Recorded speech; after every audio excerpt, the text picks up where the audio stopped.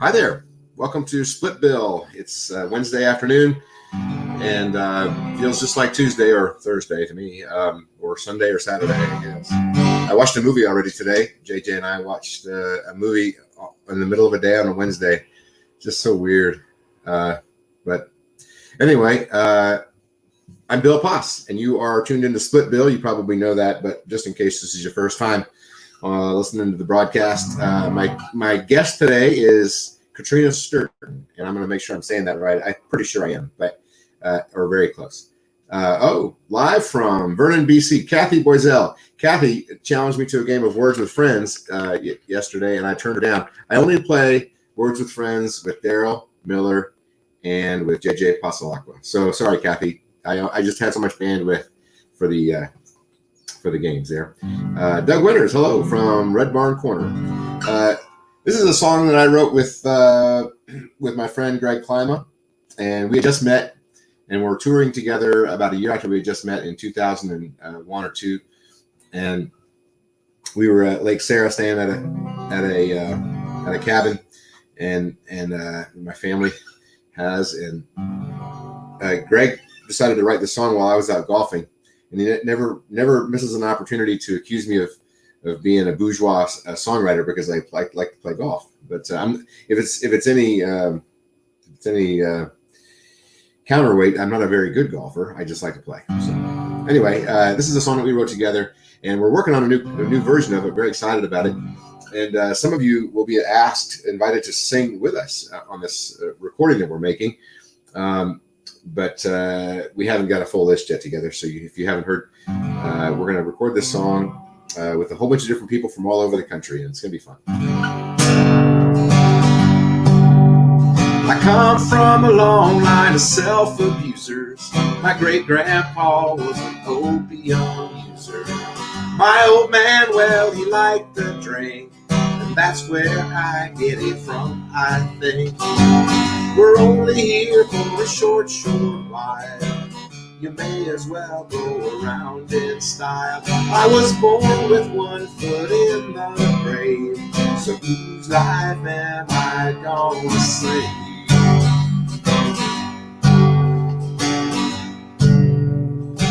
My Uncle Benny did yoga, he always ate right, but he got hit by a train last night. His wife Betty never once sniffed glue. She was riding shotgun and she's dead too. We're only here for a short while. You may as well go around in style. I was born with one foot in the grave, so whose life am I gonna save? My buddy Ed had a garden. He used to give me cucumbers. Now he's got the sickness and his days are numbered. He's replanted the garden in a different seed. Now he throws away the veggies and he keeps the weeds. We're only here for a short while. We may as well go around in style. I was born with one foot in the grave, so whose life am I gonna save? My granny's got the nerves, you should see her shake. She swears that it ain't from the pill she takes. Oh, she says it's the coffee that shakes her hand, but it ain't the percolator, it's the Percocet. We're only here for a short while. You may as well go around in style. I was born with one foot in the grave. Whose life am I gonna save? Now my Aunt Irene, oh, she's a bit obscene. She likes the dirty movies and magazines.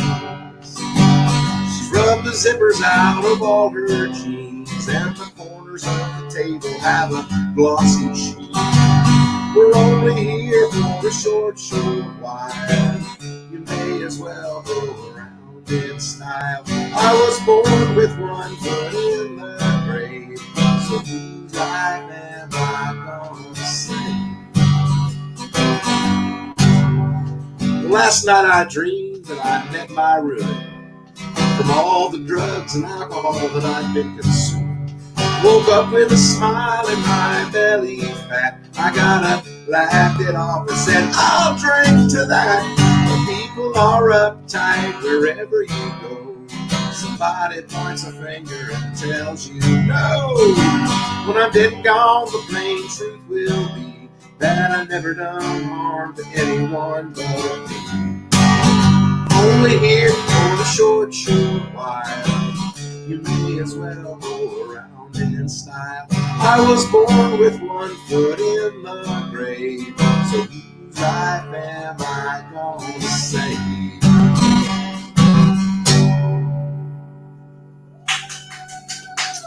Thank you very much. Thank you, JJ. Thanks to everyone listening. Hey, hello. Who's Carlene Blumker Boliard? I don't have my glasses on. I'm reading really slow. Hi, from Newton, Illinois. Hello there. Welcome to our show. Bringing Catriona Sturton onto the show right now, and she is our guest today, all the way from Ottawa, Ontario, in Canada. And she made a little split bill song. That's great. Yeah, it's because I'm lucky to know you. It is. Pardon? It is forwards. I was just curious if it was forwards or backwards. Yeah, no, I get confused now because sometimes I would forget to flip things around, but it's forwards. I don't know if I'm dyslexic when I look at it and can't tell which direction it's going. I always move the wrong direction when I think I'm going to move one way, I go the other way. It's funny. Yeah, I was a terrible aerobics instructor because I didn't know my left and right. So I would tell people to go one way. I'd have to look at them to know, look at my hands to know which direction I was going. Yeah, that is a liability in an aerobics instructor. Yeah. It was actually like aqua aerobics. Aqua aerobics? Yeah. I was a lifeguard at a really small pool, and we had to do all the things. Can I start us out with a joke today? Yeah. Want to hear a joke? I would love to hear a joke. I screamed in my colander yesterday. I think I may have strained my voice. Do you have a cheering section in the background, or did someone like? It's more of a booing section at this point. Yeah, I was like, I thought I heard a groan, maybe. Thank you, Carlene. I'm glad I got it right. JG, you want to say hello to Catriona? Saying hello to you. Hi, sister. Hello. It's good to see you. Did I say your first name right, Catriona? Okay. Yeah. Is that like a Welsh spelling? What is that? It's Irish and Scottish actually. It's a Gaelic. Yeah. Gaelic spelling. Okay. I knew there must be some trick to it, but anyway, welcome to the show. Thank you so much. Thanks for having me. If someone says Catriona, do you correct them? I know who they're talking about, so I have a bad habit. I have a bad habit of not always correcting people, and then I kind of feel bad because then sometimes like 2 or 3 years later, someone else will correct them, and then they feel funny. But it's actually, to be honest, it's not actually Catriona. It's like you pronounce it with like an Irish pronunciation, and I can't properly pronounce it. So I feel like if I can't pronounce my own name, I shouldn't correct how someone else pronounces it. But my mom tried to teach me for a long time, and I could never get it. It's got a TH sound. Oh, okay, interesting. Like CH. Well, if any of our Irish friends out there can pronounce it, we'll speak up on make a comment, and then I'll bring you into the broadcast and you can pronounce it. If you're not following the comments, you can hit the comment button up there and you can see what people are saying about you. Oh, okay. So far, it's all good. Okay. Naomi Pakamama. Am I saying that right, Naomi? I don't know where you're from. Where are you from, Naomi? Is that one of your people or is that one of my people? I don't know. All the people are our people, I think. Right. Well, yeah. But I just mean, how did she hear about it? I've seen her name before, but I don't know where. So I feel like Naomi might be someone that you are. Yes, Naomi looks like. But welcome, Naomi. It's really nice to meet you. So it's great when people sign on who we've never heard of before, but it's always we have certain people who come every day, and that's great. But, that is such a good thing. Sorry, go ahead. So I keep interrupting you, and then we do the both balances. You've been doing a daily wake up show, which I have. Go ahead. Well, actually, it made me have questions for you too, because I feel like you're one of the few people I know who's doing a daily show too, and a daily show has a different rhythm to it than a weekly show or a monthly show. It's its own beast, and there's something so special about people who tune in every single day as well. Oh yeah, yeah. It's well. First of all, I'm very grateful that they do. But I have friends, really good friends, who do a daily show, and they're actually really entertaining. But I just can't watch all the shows, you know. So I don't.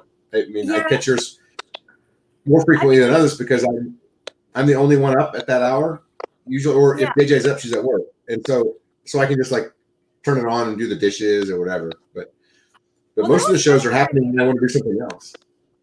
Yeah, one of my ideas when I started it, because it was an accident. I'm not a morning person, and I feel like the show came about in a variety of things. When I look back on it, and I was like, how did I end up doing this show after all? Because I'm not naturally a morning person, but I just knew a bunch of people when things were initially quarantined who were on their own and maybe not used to being on their own, and I just thought, well, they can wake up with someone that they know every day, and it's kind of turned into something different than what I expected it to. But yeah, I think another thing too is that a few people have said, well, In it's what nice way? to have music in the morning because there's not other music going on as much. In what way has it been different than what you expected it to be? Well, in a lot of different ways. A one that I keep waking up, and that I'm happy, um, and that I'm happy to wake up. I think it's funny because like I love really moody songs and like really like sad sack songwriting, but it doesn't feel quite right to just do all the weepy songs first thing in the morning. So it's turned into this like kind of cheerful place where people wish each other a good morning and people see each other. It's sort of just gotten its own quality to it, and I think my favorite thing is that people like it. To me, it feels very much like a co-creation of whoever's there over the time.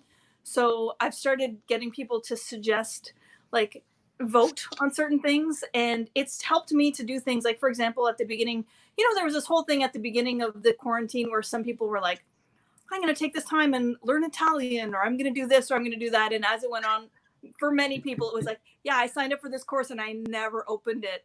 But Right. at the very beginning of the quarantine, I was like, maybe I'll take this time and get really good at slide banjo. And then I did the thing that everyone does, which is that I just didn't really touch it much. And so one day, the people in the group were like, I was like, should I go play banjo at the river tomorrow, or should I do this? And everyone was like, you have to go play banjo at the river. And I went and did it, and it was so lovely because afterwards I was thinking, I just would have procrastinated, like left to my own devices. It's a bit of work to lug up the stuff and pack it up and go down. And I got there and I was so happy and I was so grateful. I was like, I have to get them to suggest other things for me to do. Like, it's just a bit of, I don't know. It's like, it's a gentle place where people can encourage each other, but it's helped me to keep going and have a routine and all this too. So yeah. Right on. Uh, what time is there a special time every day, or you just do it whenever you wake up? No, that's the other thing too. So I historically, like, punctuality hasn't been a big skill set of mine, and I've been working really hard on it. But it's like it's at 8:30 every morning. So, and there's people who 8:30. like, yeah. I wonder if they like Eastern time. I wonder if they're like setting their clocks to it because there's people who like tune in like right as it starts. So You yeah. know, Garrett Burris and I have been riding our bikes most mornings, and so we started riding at 7 in the morning now, so we could actually listen on our bikes at 7:30. That's so cool. Well, Yeah. it's okay. Another comment that I heard in your interview yesterday that kind of struck with me. Like, I feel like I've been taking this show like very seriously, doing it every day. And when you were talking about like, I don't know if I just like invented this to have a thing to do, and part of me was like, yeah, I don't know if I like. It's just helped me. Like, I feel very grateful to it because it's given me, like, I just didn't. I don't think I realized how much I like missed playing shows or like even like loading gear into the car. Like when I started this, it even snowed in Ottawa like 2.5 weeks ago, 3 weeks ago. But like it just gave me a sense of normalcy to like load all my gear into the car and like sit in the car. And then when it was done, I would just load my gear back into the house. I don't know. Sorry, Doug Winters is pointing out that I have my day off shirt. He's correct. I meant to change it before I came on, and I neglected to do so. So enjoy. This is Casual Bill. Cool, Bill. I'm missing these comments. Oh I yeah. want to tell our audience that I had planned to be off tomorrow and Friday, but I think that I'm not going to be off tomorrow. I think tomorrow I'm going to do a story time show, and the theme of the show is going to be the worst show I ever played. And so That's so great. That's the other thing too. I think actually part of my show was really inspired by hearing you tell road stories, and it started off me being like, I have to play songs all the time. I reached the end of the songs I could kind of easily pull out, and then I started bringing out all. But lately, I've just been telling stories, and someone was telling me, I thought it was such a neat idea. They were like, make a map of your stories, like in all the different cities, or like I was like, even in my car, like there's like a front seat story or this part of the story, and like you have the best story. I don't know. I feel like you really inspired me with your stories. well, thank you. Write a book. Yeah, I have actually. Oh, I've written a couple, but only one's been published. But it's just a travelogue that I made up. Okay. Well, when I was back. Yeah. I need to read that. You have one of my favorite stories. It's not about a gig; it's just about being on the road. But I don't know if you want to tell it again. But it was a great story about you getting trapped in your car. I mean, yeah. It's probably. I don't know if it's as funny to you as it is to the people who hear the story, but it's a very entertaining story. Well, it's really funny to me because it's really funny at my expense, and I did it to myself. Right. Partly like through optimism, but and you never had to tell. You never had to tell anybody. No one would have known. I know. And the funny thing is that so what I'm telling a story about. Wait, Katrina.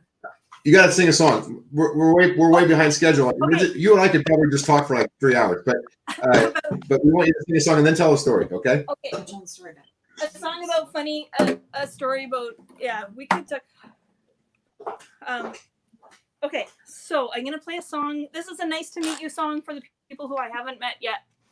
Very nice to meet you. This is a song essentially about being a shy person, not about being a creepy person who goes around touching people, but.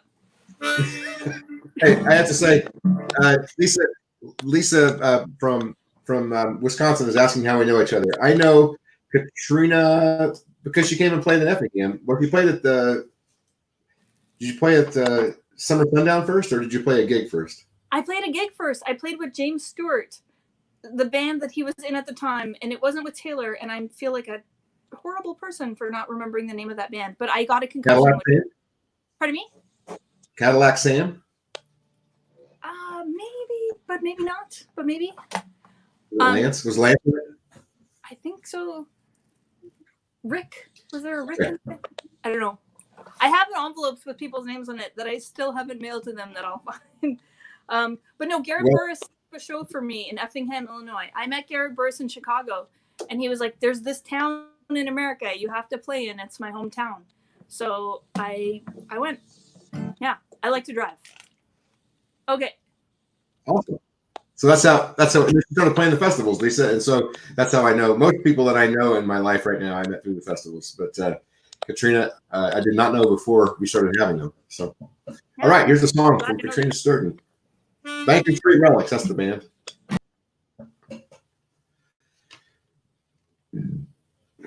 Oh crap!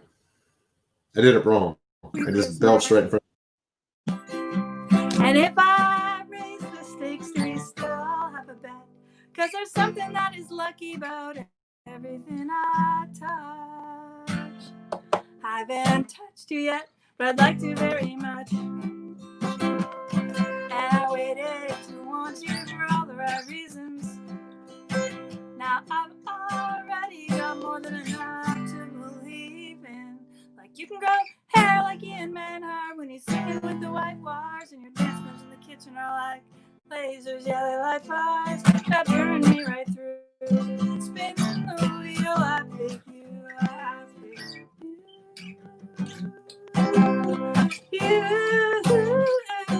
I know I should sit back, I know I should hold tight, but I just want to woo you tonight.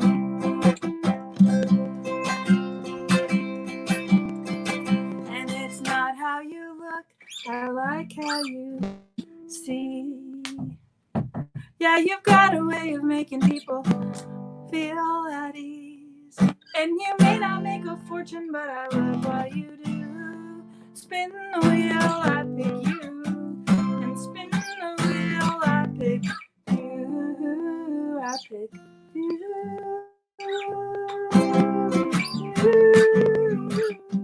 I know I should sit back. I know I should hold tight. I just wanna woo you tonight. Woo. That's Wheel of Fortune. It's a pretty old song. Sorry, you were getting frozen, and I couldn't tell if the song was over. No, I don't think that's probably happening out there. It's just, sometimes it happens here. So okay. I reset the router for this show. but the first thing I did was I took you out of the screen instead of me, and then I thought I was off the screen, and I belched, and I looked up, and there I am on the screen. So everyone got to enjoy that. Well, you wearing? I love that song. Oh, thank you. At least you weren't wearing a fancy shirt while you were belching. The next time you disappear from the screen, and then you'll come back, and you will have like cut the sleeves off it'll just become like a tank top bit by bit. Yeah, I've already cut the sleeve off. This sleeve off, you can't see it. Oh yeah. Okay. So the story. So what I did was that I actually a few years ago got a concussion. I got rear-ended, and it made me nervous to drive. And it also actually had to quit music for months and months. And I hit a point where I didn't even know if I was going to play shows again. But before that happened, I did my research, and the doctor had said 90% of people recover from a concussion within 8 weeks, 6 weeks to 8 weeks. And I thought, well, I like those odds, 90%. That sounds good to me. So I had a show booked in Toronto, and it was with the Toronto Blues Society. And it was like, I was just at that place in my career where it felt like things were starting to happen, and I didn't want to lose my momentum. So I decided to play this show. I thought I'll be better by then. And what I didn't realize was, like, while I had a concussion, I couldn't practice. I couldn't hum. I couldn't do anything. And as the date was getting closer and I wasn't getting better, I was starting to get pretty worried about, I hadn't thought that part through. Like, I'm going to show up, but I will be really out of practice. So I thought, I know what I'll do. I'll book a show the day before, and that'll be like my warm-up show, and that'll get me ready. So I booked a show in Montreal, and the day of the show, you're just not really thinking well in these times. So the day of the show in Montreal, I was packing up the car. It was taking me so long to pack, and I just started to realize, like, this is a bad idea. Like, it's not really a good idea. I got to the show, and there was just all these things I hadn't really thought through. Like, bright lights are not a good thing when you have a concussion. Multiple conversations going on at once.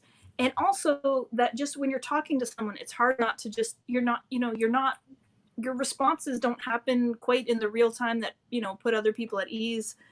And then the other really fun thing about the show, so while I'd been feeling like having a very hard time, a friend messaged me, and she actually, so I have this Wheel of Fortune. I just, my friend built a Wheel of Fortune for me, and it was made out of wood. She went and took woodworking classes. You could spin it.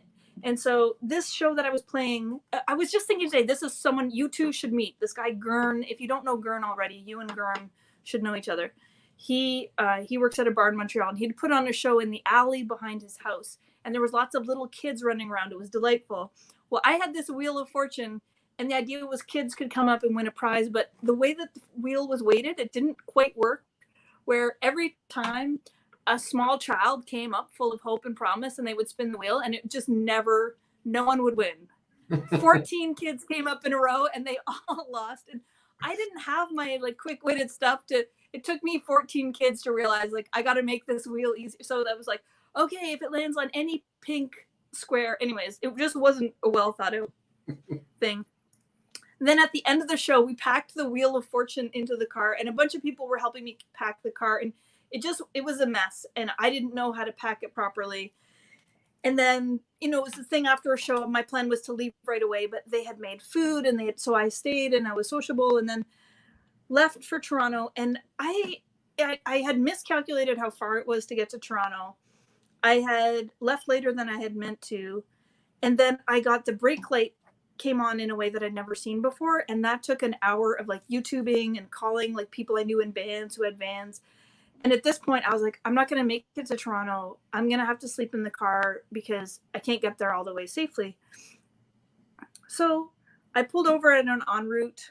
And I realized too, I was really paranoid about like concussions, rear ending. Like I was like, what if my brakes are bad and I hurt someone? So normally I would set up like a little place if I needed to nap in the car, but I hadn't done that. I wasn't thinking I was going to need a break.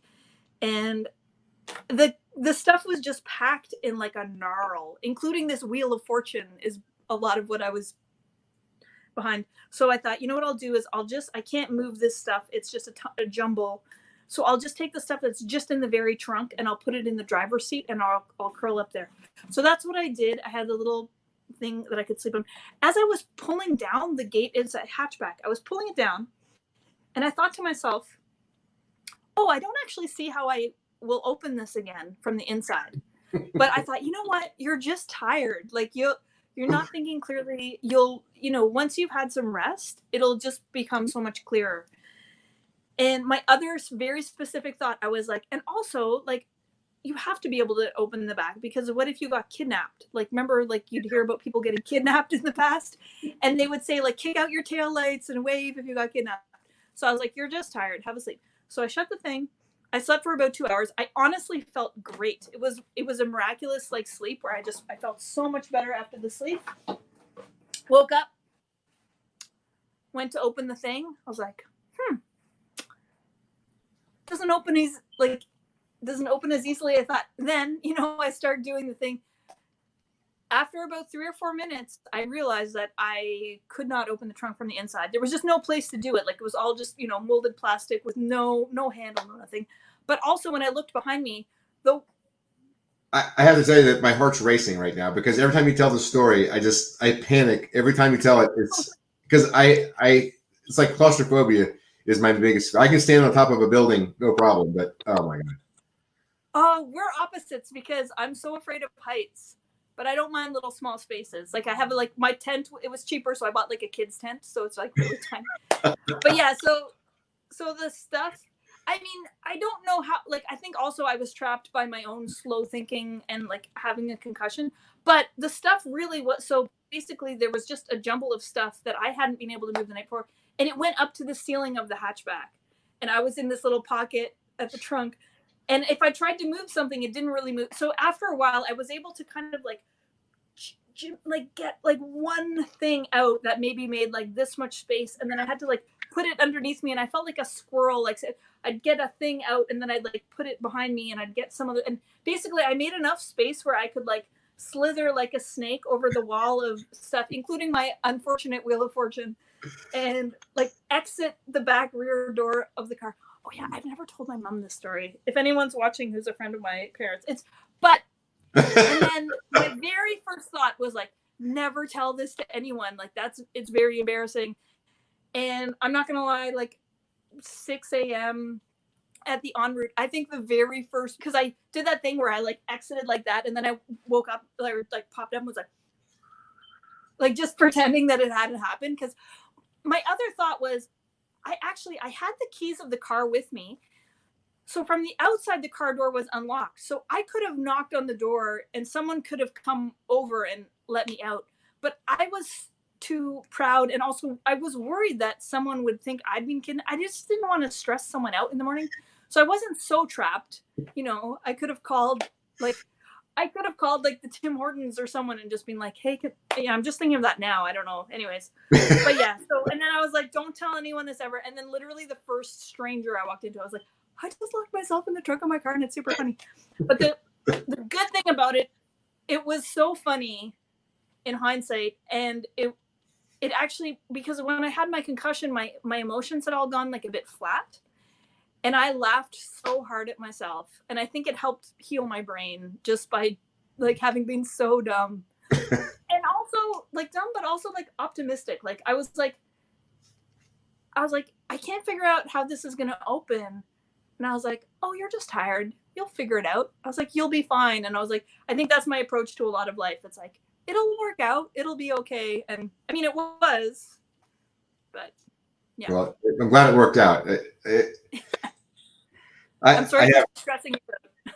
I have, stuff in my truck but in cars many times. And there's always like when I wake up in the morning and I'm like in a Walmart parking lot or, a rest area or something, I'm always, I can be very thoughtful about how I'm going to exit the car because, some people take it differently than others, Well, that's the thing. I don't think people realize necessarily like the margins that singer-songwriters are under, and it's funny too, because people will be like, oh my gosh, that motel would be so scary. I'm like, that scary motel looks delightful. It's not in my price point, but I'll sleep in the bathtub. Yeah. I remember waking up one time. I think I was in northern Alabama, and I stopped in a rest area because it was just late at night, and I had this white pickup truck with a camper top on it, and I lived in it. I mean, I lived in it for years, so I wasn't used to it. But I just crawled into the back seat of in the back of my truck, through the back, and I closed everything up, and I slept, and I got a tap on the door about 3 a.m. Not on the door, on the window of the thing, and I could see lights shining in on me. So I opened the thing, and it was the police, three police. Yeah. And they wanted to know what I was doing, and my instinct was to say, "What does it look like I'm doing? What, I'm just sleeping." And so they made me get out of the car, and they pointed to a hole in the trees or the bushes or something where clearly people had made a habit of walking through there. And so I went back, and there's like needles and condoms and all kind of stuff. It was like something about Mary, kind of situation. I think they really had my best interest in mind, but they just wanted to show me you're at a place you don't necessarily want to be spending the night. Yeah. Well, I would say I'm pretty careful, but I would say especially when I'm in the States, I'm a lot more careful because it's just such a bigger area with so many more unknowns, and just I don't know people in so many parts of it, and there's so many more people. But like all your stories, like I have to say in my heart of hearts, I'm like, you're my hero. Like it's just so cool. What I was going to say in Canada, there's people who haven't spent much time in Canada probably would be interested to know that in Canada, the entire country is the police force. Everyone, there's rules, and you're supposed to follow the rules. And if you don't follow the rules, someone's going to tell you about it. Whereas in the States, everyone's kind of like, well, that's not part of the rules, but I'm kidding. You might have a gun. I'm just mind my own business or whatever. That's really interesting because it's funny how you don't realize how you come across to other people in other places. Like you can't see yourself as reflected unless you go somewhere else and you have something to compare it to. But yeah, there's an article today in the New York Times talking about the bells in the House of Parliament, and they're describing Ottawa currently, and they're like, it's very orderly right now. I was like, yeah, it probably is, Well, then I'm going to tell this, and then I'm going to ask you to sing another song because we're already over a half hour. I part of my bit when I was touring in Canada was always about how, because we played in the Fred Eaglesmith Traveling Steam Show, most nights we were just in a Legion somewhere. We were somewhere in somewhere in the middle of nowhere. It would be playing in the Legion, and almost every single night I would go to the bathroom, and there would be a handwritten sign taped to the wall by the urinals or by the toilets, and it was different every night. But I just was like, how is it that every single Legion in Canada has a handwritten sign that says something along the lines of, please don't, throw anything into the, just always, there's always some instruction, it shows some kind of fundamental short-sightedness on the design of bathrooms or something. I don't know, but But my friend and I for a long time because we were in a washroom in Spain, we were in Spain, and a number of places they had timers for the lights to save electricity, but the lights would go off so fast. And I think we were doing a walk where we were drinking a lot of water, and we were asking someone about why it was that the lights went off so quickly, but he didn't really understand. I don't know. Anyways, it turned out to be a really funny conversation about like, do people in different countries urinate for longer lengths of time, which wasn't our question, but there was a language barrier there, and it just became like a really entertaining like great translation. I think that's an interesting thing about our two countries is that it's so easy to assume that we are similar because we have so much of the same media and we have a similar language. And so if you go to another country and you speak a different language, it's easier to think, oh yeah, things will be different here. But yeah. Well, even in our two countries, like an example, I think of what you're talking about, we were in Victoria on Vancouver Island. And, Fred had a bus and we had a bus, and they're big, right? And so it's always hard to find a parking spot. And in a town like Victoria, it's especially hard because it's a very tight town. And I was parked across the street from the venue. We were just loading in, right? It was like maybe 15 minutes we were going to take to load the 7 tons of equipment that we had and merchandise. Yeah. But I was parked in a legal spot, but I was parked past it, right? Because it's a bus, not a car. And so Fred said, "You're going to get a ticket if you park there." And I said, "What do you mean?" I said, I put money in the meter. He said, "Yeah, but you're outside of it. You're back into a tow-away zone. It says it's a tow-away zone. They're going to tow you." And I had been experiencing this all over Canada, where people were constantly giving me instructions, or telling me the rules or whatever. And being American, I was always like, well, if you can get away with breaking the rules, as long as it's not like illegal, you're okay. Right. But or you're not hurting anyone. So yeah. So he said, "I'm serious, Bill. They'll tell you. Look, it says it on the sign. It says tow-away zone." And I said, "They won't tow me, Fred. Trust me." He said, "How do you know they won't tow you?" And I said, "Well, because I put a sign on the front of the bus that says, 'Do not tow.'" Did it work? I didn't really do it. It was just funny because the Canadians obey the signs, So if I put a sign, so I made my own sign. Anyway, I'm long-winded today. Will you play us a song? Oh no, this is great. Honestly, it's such a it's funny because even before this thing, part of me was like, I have all these questions for Bill, and it's like, well, you should let Bill ask you some questions. I'm like, I know, but I'm curious about all these things. Okay, well, after you get into the song, then we'll turn it around. You can ask me some questions. Okay, we've got two people of a variety of amounts of wind. I mean, both of us have a lot of wind. Okay.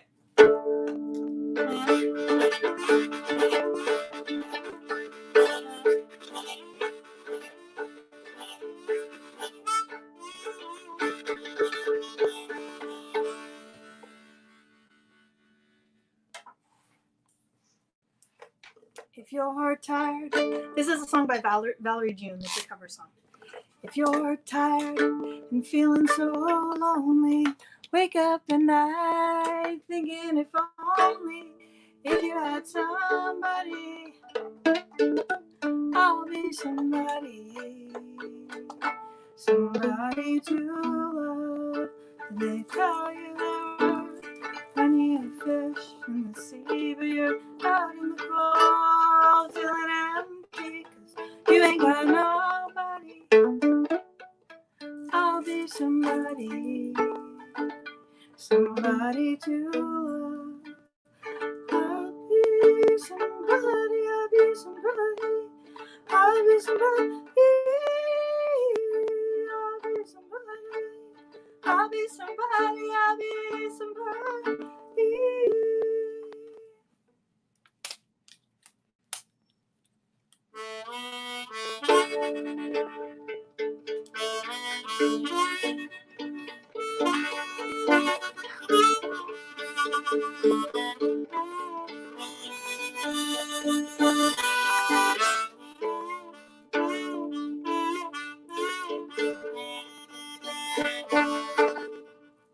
Are you watching the moon rise in the darkness of night?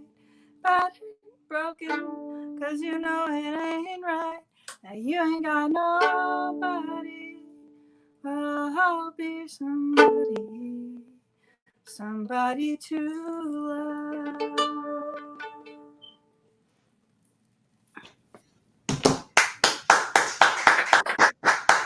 Thank you. It's funny. I just realized today because I was like, I've learned all these new songs because of doing this morning show. And so part of me is like, you could sing all different. I was like, wait, maybe I'm singing the same songs that I always sing when I see you. But then part of me is like, I know, but you really love those songs. And these are for people who maybe haven't heard them, so you can get away with it. Anyways, that was my thought process.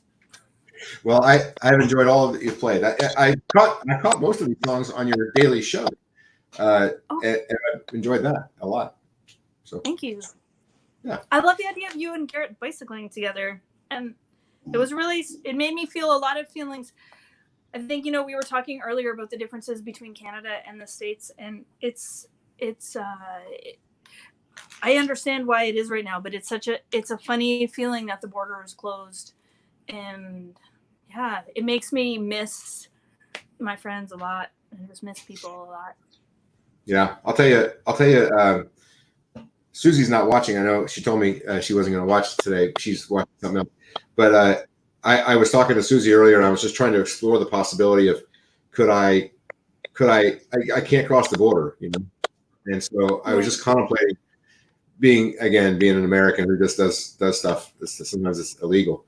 I was thinking about trying to cross Lake Erie on a sailboat to go visit my son, and just because they live on the lake, I could just go to their backyard, right? And essential workers can cross. So I was just trying to think what essential service we could categorize you as. I don't know. Yeah, I don't know. The thing is, anything that's going to be essential worker is going to cause me to have to go through customs and all that. Not that I would be willing to do that. I just don't know, how expensive that would be. I'm not trying to ask for travel advice. I'm just telling you that I was thinking about all these ways that I could get to my son. Like, could I bicycle up there, or drive up there with my bike and then cycle from somewhere if I could sneak across. Really bad ideas. These are terrible ideas. I shouldn't do any of them. But, I miss my son. Yeah. I mean, I know a lot of people who are separated because of it, or people who've just gotten married and can't be together. Missing your kid that's just hard. Yeah, Amber Wakefield is offering to make a diversion, so I can. Okay. Thanks, Amber. A lot of wishes. And people are saying the musicians are essential workers. Well, I agree. Yeah. I don't make the rules, unfortunately. Yeah. So what else do you want to know? I'm an open book, sort of. I don't know. I think I would just keep asking to hear story. Well, okay. One of the things, I feel like you're like a really good role model of community building. And there's a part of me that always feels like when I think about different people, I'm like, oh yeah, like not everyone's met you. And so not everyone has, I think sometimes it's like good to have like an example, but I feel like on the other hand, I feel like people like you are probably the kind of people who are just like, okay, I'll just figure out how to do it. Like I'll just make something happen. Do you know what I mean?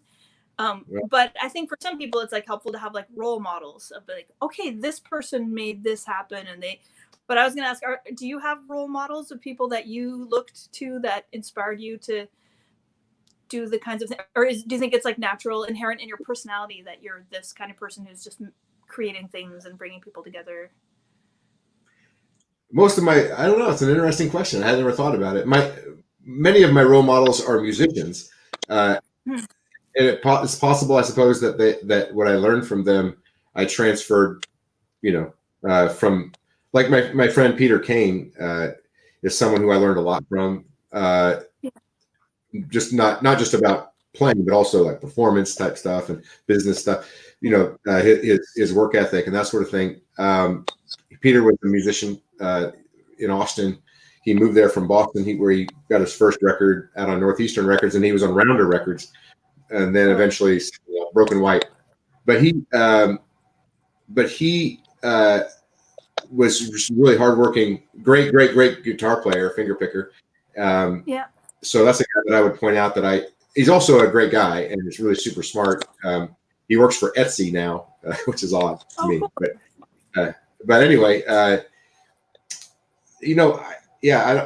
I don't know very many people who do the kind of stuff that I do who I haven't met just through doing it myself, like other concert or festival promoters. I would tell you, Fred Eaglesmith, who I toured with for 5 years, was the kind of person who didn't let stuff get in his way. He didn't, and I learned that from him. I think that was one of his probably biggest strengths, is that he just never let anybody get in his way. He was like, yeah, get out of my way. And that I respect that about him. When we were on the road, we were paying $6 a gallon for diesel fuel. And we were getting 10 miles to the gallon in that RV that we had. It was killing us. The girls would sell, $600 worth of CDs, and then the next day would $400 of it into the gas tank, right? You can't live like that. So, and then there's other expenses too. But so eventually we got to where we were making all our own food and making our own coffee and saving $100 a day on food, and well, more than that, probably $150 a day on food and coffee. But then we had a vacation one time for about 10 days or something, and a buddy of mine helped me convert the RV to run on vegetable oil. And well, then that worked. That saved us thousands of dollars, frequently more than $1,000 a week, out west, right? Out in BC, you can go through a lot of fuel going up and down those hills. And then Fred converted his bus to run on vegetable oil, and pretty soon we were saving $2,000 or $3,000 a week. Well, that changes the dynamic for a folk singing troupe, right? Yeah. But that's what I mean. There's this thing in our way, and we're just like, get out of the way. I was thinking about that. You have to keep. Just being working on cultivating my problem solving muscles, and for me, so I've unexpectedly, I have an apartment in Ottawa. I wasn't there much. I had a roommate who was in a circus, so he was gone 11 months a year, and then we had another roommate. And when this all started, my roommate had a little circle of people that he was seeing. It was very small, but the first COVID cases were at his workplace in our town, and I didn't like the idea. It hit home very, very directly, right away. And so I was actually sitting in the driveway about to go to my apartment when I heard that, and I just thought, you know what, I don't want my mom to be isolated. So for me, this whole time has been so weird. I haven't been home for this long. I don't know. I was a high school student, maybe. I don't know. I've always been ever since high school, I've been in a band that's toured, or I've been with a job that traveled, or I've just always been on the road this whole time. And so, but all the different things that are coming up, pivoting, right now, I'm my worry right now is that there's so much breathing involved in harmonica, that you breathe everything in so deeply and then you breathe out a lot, that I feel like even when shows start again, I feel like harmonica playing might be one of the later things to return because of how much breath is exchanged. So I'm feeling I've been sort of looking at the different creative ways people are doing of making shows. I think it's inspired me to, anyways, but all that to say that one of the things that I feel glad about in this whole time is wow, I feel lucky to be someone who tries to think of creative ways to deal with problems. There's so much that keeps coming up right now, but sorry, I feel like I maybe jumped around a few different ideas and rambled a little bit, but part of it too, just trying to set up a space in a new place that's not set up for music. And last night I was getting frustrated with trying to clear or this or that. And then last night I was reminding myself, I'm you know what, sometimes in a problem is actually a better way of doing something. You just have to stick with the problem long enough for it to open up, and there's a treasure inside the problem. So I don't know. Well, interesting. Sometimes they're just annoying. I was reading something yesterday about narcissists, and it said that one of the things that caught my attention was it said that narcissists tend to make lots of plans that they don't follow through with. And that's right. And I thought about that because I was just reading, right? No, but I was thinking about myself, and I do that. I don't make lots of plans necessarily, but I talk about lots of possibilities. But I think that that's part of the creative process. Well, If I you're, think generating lots of ideas, it's like if you generate more ideas than you can execute on, like it's funny, just like your interview yesterday gave me a lot to think about. And for example, when you were like, I don't know if I'm like doing this show to give me something to do, and like I've been really into like, okay, so part of like what I wanted to do in my show was like to be able to like while I'm playing like move the camera around and have some shots that are like closer and some further away and have different cameras. And I've been like where I am, I've just been struggling with like trying to figure out the internet, but I'm not in my home, or trying to figure out stuff where I'm not in my environment, and I can't just do what I want because it's not, I don't own this place, or like I want to just reset the router, and it's like, but what happens if we reset the router? Um, so I was coming up with like all these ideas for like, what if I make a dolly, and like, what if I buy a clothesline and the camera can swoop down and this and that. And yesterday I sent a message to a friend who was a filmmaker, and because I was like, have you seen live streams where that aren't just static? And partly I think because I'm used to being a one person band, the idea of controlling the camera while playing, maybe there's something in my brain that's attracted to it. But I had to admit, on a certain level, like I've put a lot of time into thinking about these different things. I've made some steps towards doing some of them. Like I got a trampoline so I could like bounce around on the trampoline and make the shots a little more interesting for some of the things.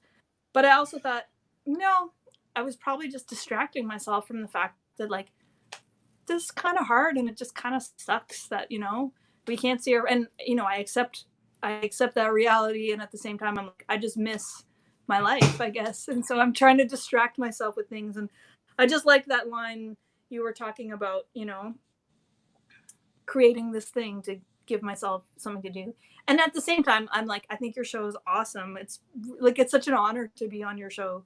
I feel really lucky. No. And I think, yeah, I think it's great. I mean, most of the people I know who make stuff happen like have lots of ideas, and you just can't do all of them unless you have like a big staff, or a big budget. Yeah.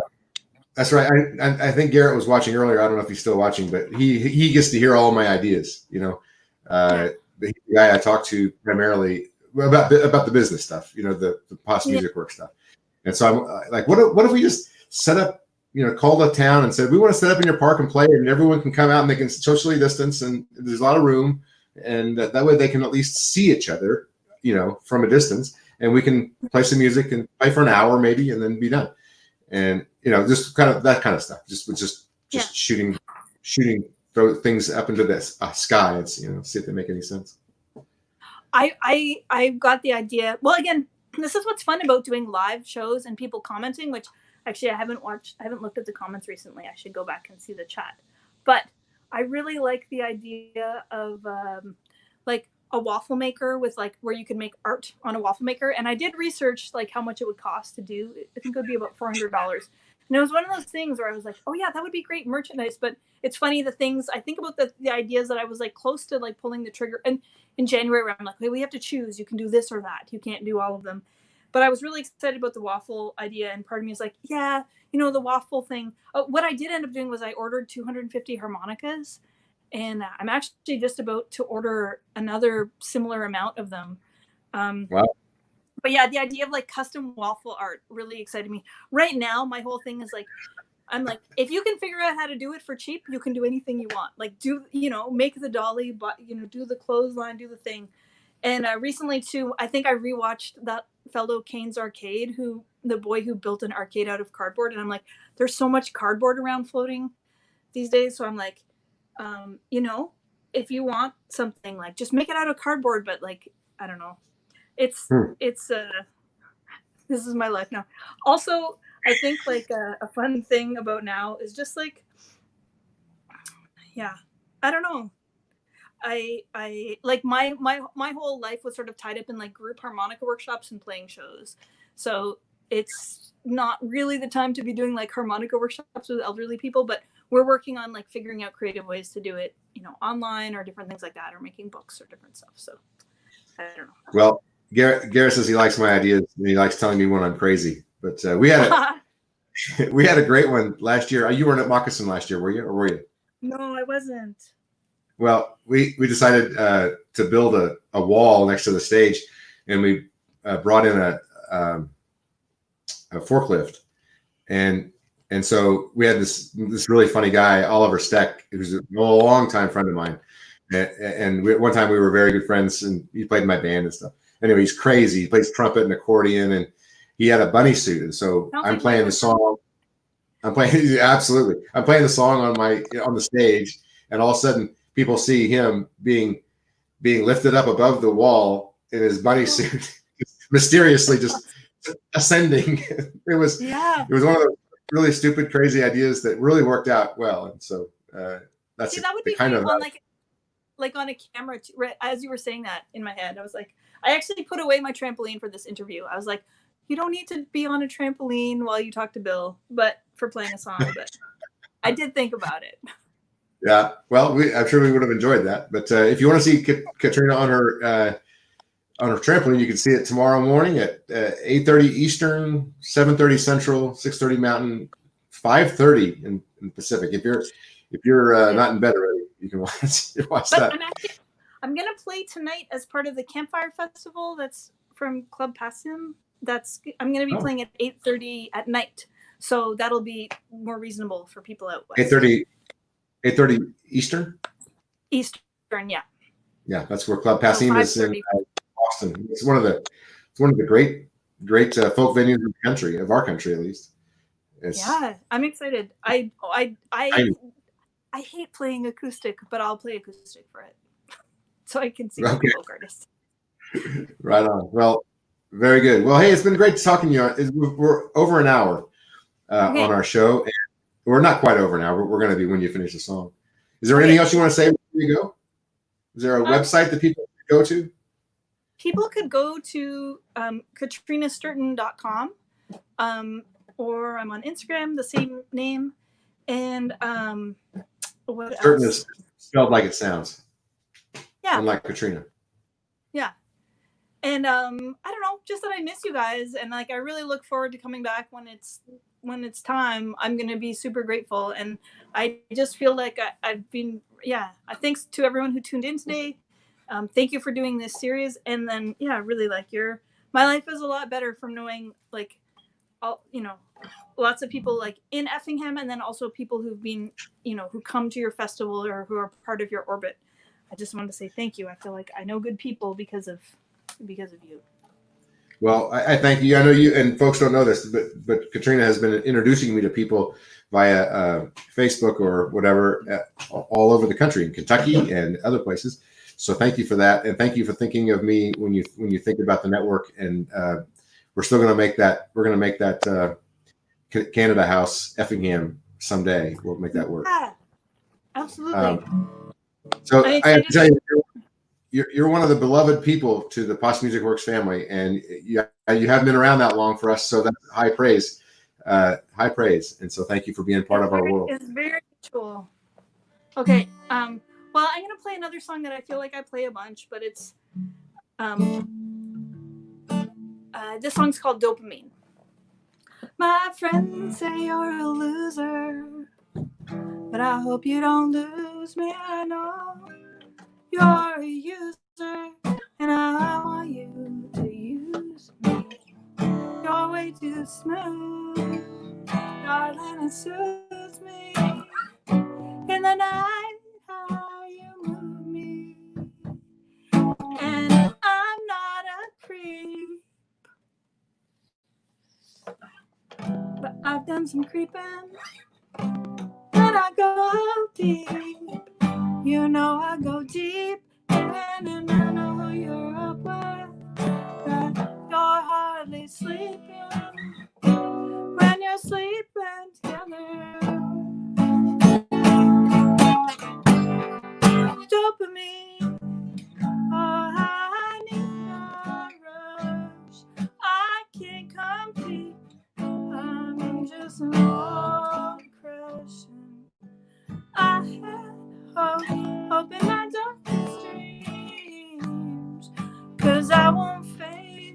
what this really means, that I'm addicted.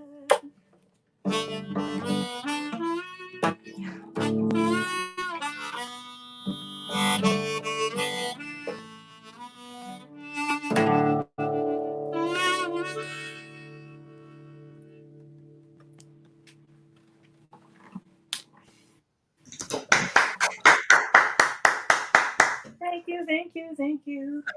That was a video of you that I shared last night. Oh. So I was debating. I realized afterwards there's a song that I was like, I should play the song for Garrett because I hadn't played it for very many people and played it on the stream. And just as I started playing the song, I was like, I should play the song for Garrett, but I will get it. I'll play it soon.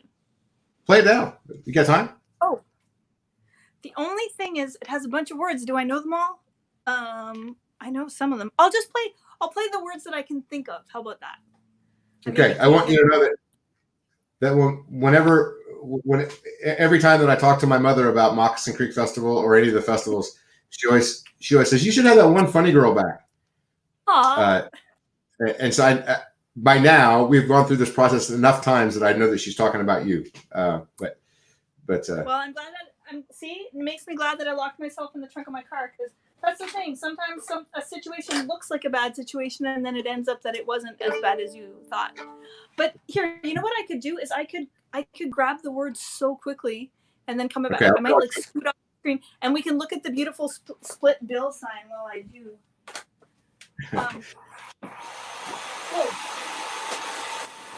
No. Sounds like someone's doing the vacuum. Sorry, I stepped on the vacuum by mistake. It's funny because I keep going through this thing where it's like I want to become like super professional and like have no foibles and stuff like that, and then people are like, no, your foibles are what we like about you. But I have only two guests scheduled for next week. I expect to have more, but I will tell you that they're both Canadian. One is a great songwriter and singer named Stephen Fearing. Oh my gosh, he's amazing. He's amazing, yeah, and he's part of Blackie and the Rodeo Kings. He's also a solo artist and collaborator with many people. And then the other one is actually another really funny Canadian woman, but she's the Queen of Victoria Island, Queen of Vancouver Island, and that's Carolyn Mark. She's one. Yeah. She's been doing.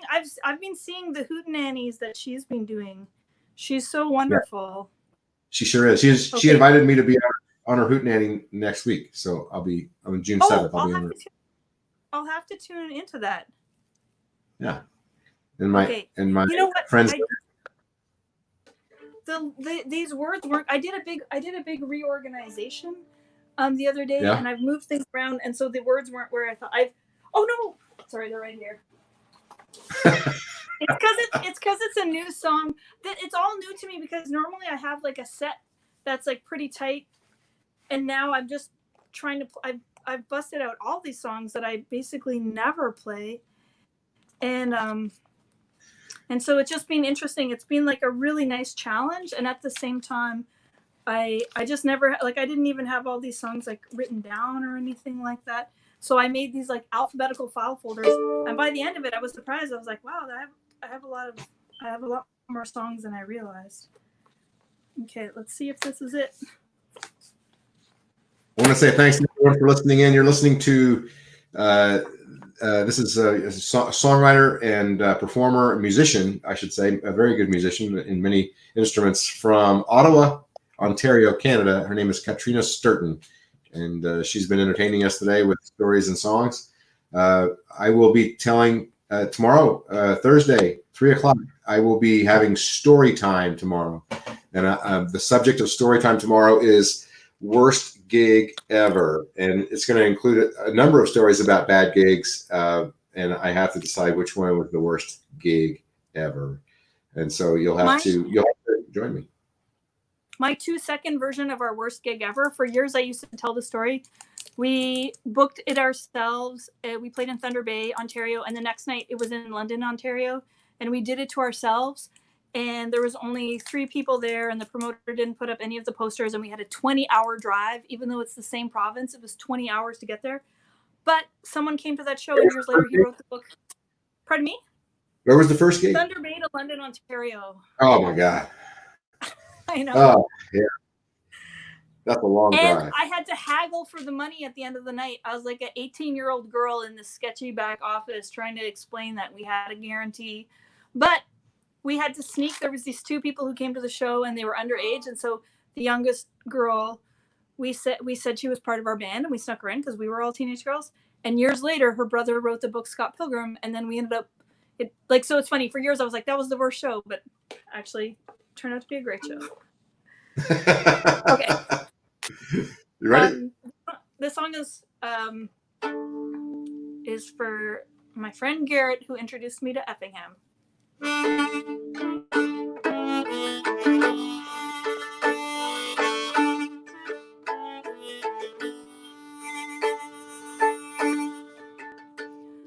moon and my heart and the sky and the sea, they don't need anything else here from me but to fill up my lungs and to cry and to breathe and to let go of anything I need to leave.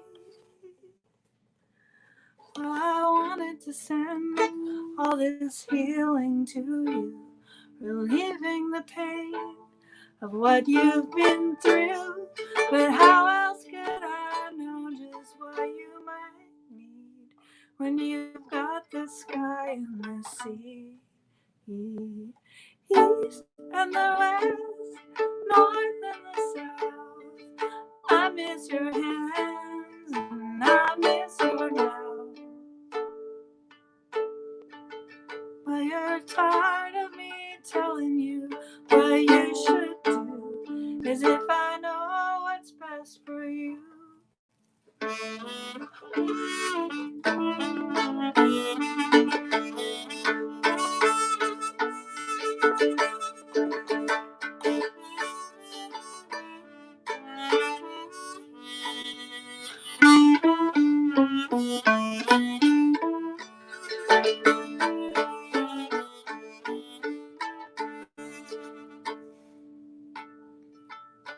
All the east and the west, north and the south. I miss your hands and I miss your mouth. And the moon is reflected, the stars in the sea, 'cause it's bigger than you and it's bigger than me. Sometimes you're the mirror I don't want to see, all the ways that I'm letting us down. The moon and the sky and your heart and the sea. What else could come this easily? The light on the water is shining so clearly. I still want to hear you, you still want to hear me. North and the south, east and the west, that gentle moon always knows what is best. Can you help me to give up this needing to know? Rivers, don't worry where they're going to flow. Rivers, don't worry how they're going to flow.